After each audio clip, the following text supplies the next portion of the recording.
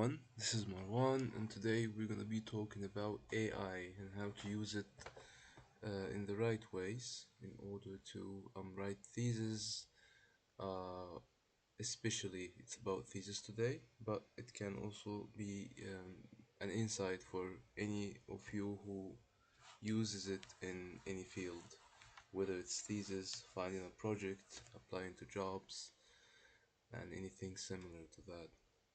So before I start talking about the specific subject, it would be nice to have a reminder that AI in general now seems like an everyday thing, a usual daily activity that all of us nearly engage in it. However, it's good to remember that it's only like a 3, 4 years old thing. It's really new. It's evolving every day.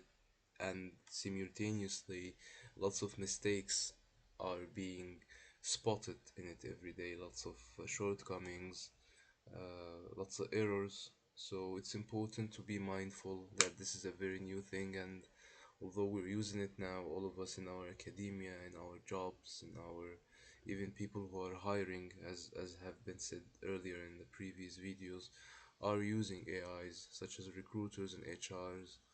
Even interviews are conducted by AI. However, it's really new and it can fail, it can succeed. We don't know yet. It is not as successful as the media and the people who are trying to sell it to us are framing it to be. It's not as sure, as certain as it is being framed. So we have, therefore, to be super, super careful when we use it, in the sense that we shouldn't be super dependent on it. It's, yeah, I mean, including myself, all of us sometimes fall into this mistake of over dependency on AI, especially when it comes to a situation where we're very stressed, we're very overloaded with work, we have lots of submissions to make, etc., etc. So we just need to get rid of one or two things, put them on the side, and continue with the big thing. And but this has the shortcoming or the consequence of using AI even with the big thing. Even when you get rid of the small things using AI, like you have, for example, three different submissions and one thesis to write, you're in your last semester, you can fall into the mistake of writing your thesis using AI after thinking that, okay, let me just finish the three first, submissions, like small papers, homeworks using AI and paraphrasing or copy pasting from ChatGPT, and then I'm gonna write my thesis. But you discover that you lost your motivation, your patience, because it's, as a matter of fact, a big problem when it comes to over dependency on something as skilled and as quick as AI, especially in academia. You feel like everyone is using this and it is saving them so much time and effort. So why should I spend weeks on end making research and writing my thesis manually, and then only using AI to check my grammar mistakes and the similar things, to grammar mistakes, only my writing, my punctuations, marks, while I can use it to write the whole thing from A to Z, and then I can just, change the wording to make it seem human written or make it humanized. This is a big mistake because then the thesis will be attached to your name in the future, and it's not gonna be a good quality thesis because I mean, this is a philosophy topic in which there are lots of arguments, but as a matter of fact, at least personally, I believe that AI is not a quality author. AI is an assistant. You cannot give the assistant the whole project under their supervision vision and expect it to be a good result. It's just an assistant without a brain. So it has the skills that is being programmed into it. And one of these skills is not authorship. So, this was a long introduction, but it was necessary in my opinion because AI is misleading to a big point and to a big amount of people. So, I'm gonna link this introduction to the first part of this video, which is all about moving from the writing tool attitude we take towards AI as something that can write for us, be an author for us, or like a ghostwriter, more precisely, to having the attitude of seeing it as a research assistant, a tool or a machine that is very, very helpful when it comes to research. We want to find sources that usually will take us like hours on hours to find, especially when there's a big project like a thesis. AI comes into hand. It comes in handy and it's really helpful when it comes to muscle work, things that doesn't require lots of creativity or personal touch. It requires muscle work. It requires long hours. Here, AI is very helpful. Most students, as you can see, get AI wrong by trying to make it write the paper. This is not the point of AI. And even if your professor finds doesn't find out that it's AI written, or finds it out but cannot prove it, so you get the full mark, it's not good for your future because the thesis is gonna be attached to your name, because your ability to write and to be creative is gonna, of course, be undermined by over dependency. That's a dead end, this dependency. It's generic and it's risky, of course, especially if you don't paraphrase it.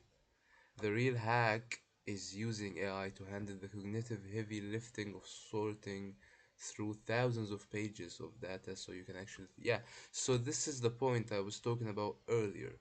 It's all about the muscle work, the things that anyone can do after having a 1 hour tutorial on how to do it, such as finding bibliography, finding sources, sorting out the citations, and finding different papers that is related to your thesis or the project you are doing.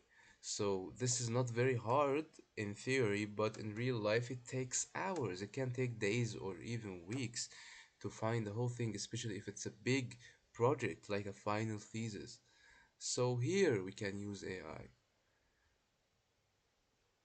So the cognitive load problem here, we start with the problem itself, and it's just that we aren't just reading like in the first and 2 years, especially in social sciences departments. We're managing a massive set of ideas, big loads of books.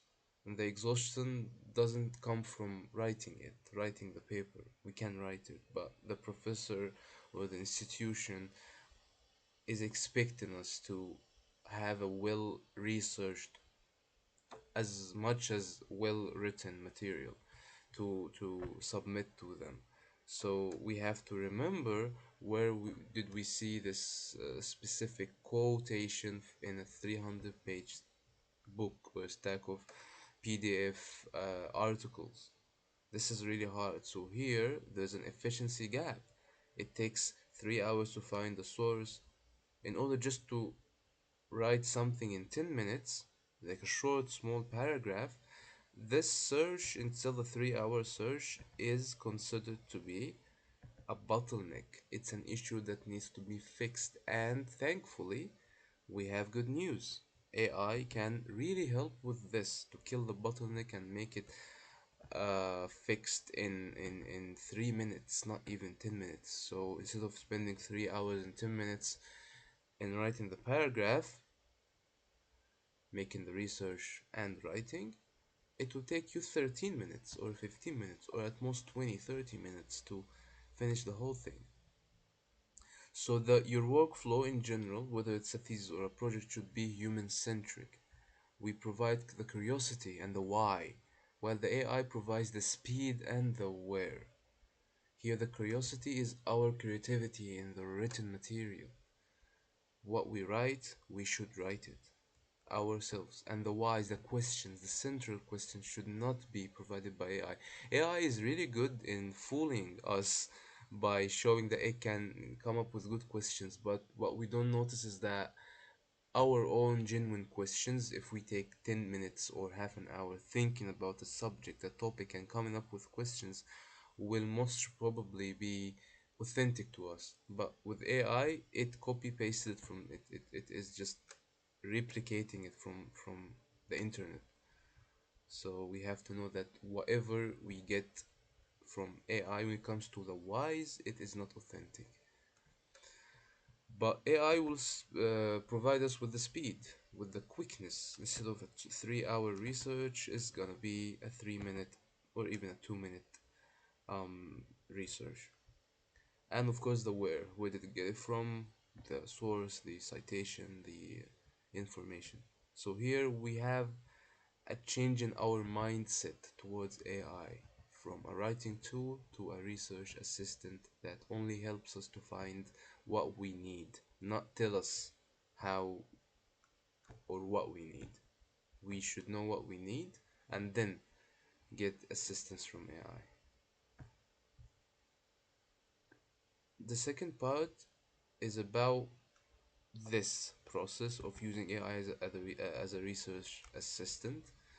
So, for example, if we have 40 tabs open in Google and 15 PDFs open and we feel like we are in a loss, we don't know like where did we leave it last time, where did we leave off reading, which parts, which paragraphs, which pages, and even which articles are going to be helpful for us in our thesis.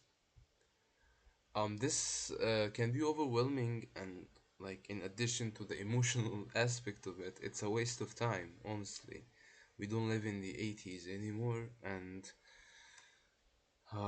we have to know which papers from these 15 to 20 to 25 PDFs open are worthy of our time and worth inspection.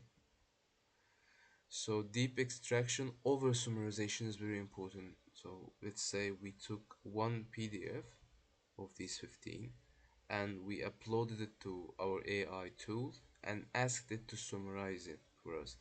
This is not going to be very helpful because the AI doesn't know which parts are we looking for, which answers are we looking for. So it's gonna have a very vague and unclear result. We are going to see a good summary, but it might be irrelevant because the AI will overlook lots of aspects in this paper because it doesn't know what do we actually want. So instead of asking it for a summary, we ask it for the methodological framework and the core divergence between the paper and our main concern in our thesis. So we have a thesis topic about, let's say, topic X. We have a couple of papers that we upload to the tool. We ask the tool to um, find the divergence between these papers and our main question in the thesis. So as an example, we can tell it to list the primary data sources this author used and identify where they disagree with author B. We can show a 50-page economic report on the screen, and instead of reading it, you can ask the AI to find every mention of interest rate fluctuations between, these years and summarize the author's stance on their cause. So this is also a way to, of course, proceed with AI as a research assistant. Um, we can also use the stress test, which is very actually helpful, and it's really important even before the advent of AI. It's a very like well-founded and important method to use to see if your work, whether it's a thesis, an argument, or whatever, is strong enough. It's to play the devil's advocate before we commit to a source. So here, what we mean by this is to see the weak points, to try to expose our own argument, our own source, our own thesis, to see which parts of it can withstand and hold the attacks we will attack it with. And here, of course, we can use AI to play this role for us. So we can tell it to ask it to what are the three most studied academics criticisms of the specific studies methodology. So we have a study, it has a methodology. We need to know about the well-founded criticisms against it to make sure that it can withstand the professor's criticism. So we have to check the weak points of our sources and our thesis and our work before writing them, in order to address the issue before the professor addresses it and, causes a problem. Next part, which is also very important, it's the bibliography and citation audit. So formatting is the lowest value task in academia. It requires zero intelligence but takes hours of time. As I said earlier, citation can be a pain, a very, very, very heavy load of work that, it doesn't require you to be creative, to be energetic, you just have to do the work. So here AI can help us very much. So instead of asking it to find the sources, we find the sources with its assistance, and then we ask it to um, put it all in order in APA 7th edition, for example, or whatever the citation thing rules are being given to you from your professors. So we can paste a messy list of 20 different links and book titles and ask the AI to standardize these into a perfect APA or Cambridge bibliography, alphabetical by order, and ensure that all do OI numbers are included. AI can do this uh, just to make sure. In After you get the result, you can copy and paste it to another AI tool and ask it to make sure that it's correct. So if you're using ChatGPT, you can just get the result, paste it to Gemini, and tell it to ask it to like uh, make sure that it's correct, because sometimes, especially when you're not using the premium versions, it can make some mistakes. So let's not blindly have confidence in it. Yeah, so we can also build the annotated bibliography, and it's usually without AI help. It's a very, very long process. It can take a week, and it's again not it's something that is like heavy load of muscle work. So the example we can do here is to feed the AI our own bullet point notes on a book and ask it, like, based on my notes, draft a formal 150 word annotation for the source that explains its relevance to a thesis on the topic you're writing about.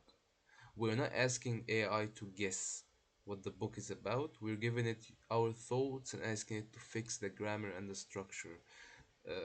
This is how we should use AI, not asking it to write the whole thing and then we paraphrase it. So when I say paraphrase it and asking it to do it, let me explain this uh, a bit extensively. So lots of people I see are, especially senior students, they make the AI tool, whatever it is, ChatGPT, Gemini, or Grok, write the whole homework or the whole thesis for them, the whole work they're expected to be doing, from point A to point Z, and then they would start paraphrasing every paragraph to make it humanized, or they would ask the AI to humanize it for them, which does not work mostly.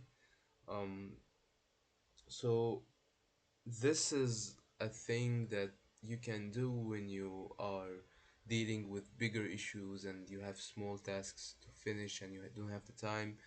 It's not like something I would say no to when it's a small task, but when it comes to bigger tasks, especially like a thesis, it's very important to be the author and get the assistance from the AI, because when you depend on AI 100%, lots of problems can come out, like a weak argument, like weak language, because AI's language is very good.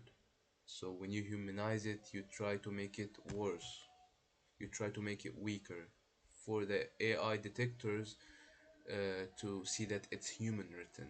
So when you do this, instead of writing it all by yourself, the arguments seem to be disconnected to a point, the language seems to be distorted, and your professor's eyes, if they're keen enough, they would see that there's something not right, not quite right with this written material, and there's something like disconnected and missing in the argument. Like the argument looks from outside to be quite good, quite perfect, but if the professor, and if even you read it carefully, you would see that after humanizing an AI written thesis or article or paper, you find that the argument is very superficial and is not supported, it's not genuine.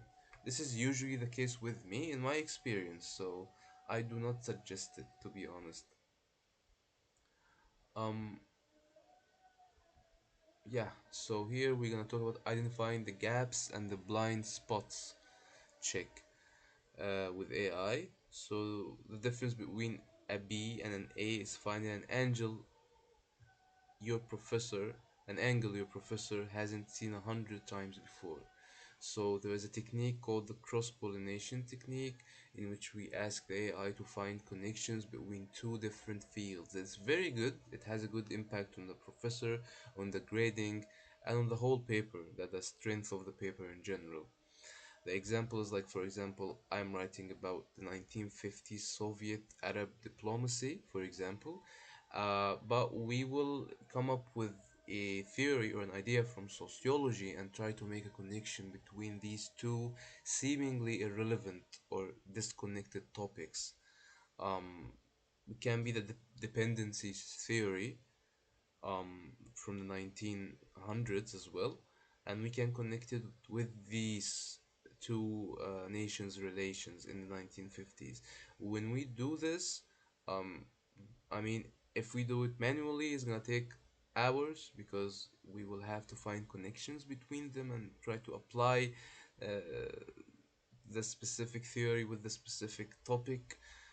So instead, we can do a quick solution by using AI as a connecting machine to find the intellectual links that would normally take a lot of time and a lot of cross reading, of course, to discover between the two topics.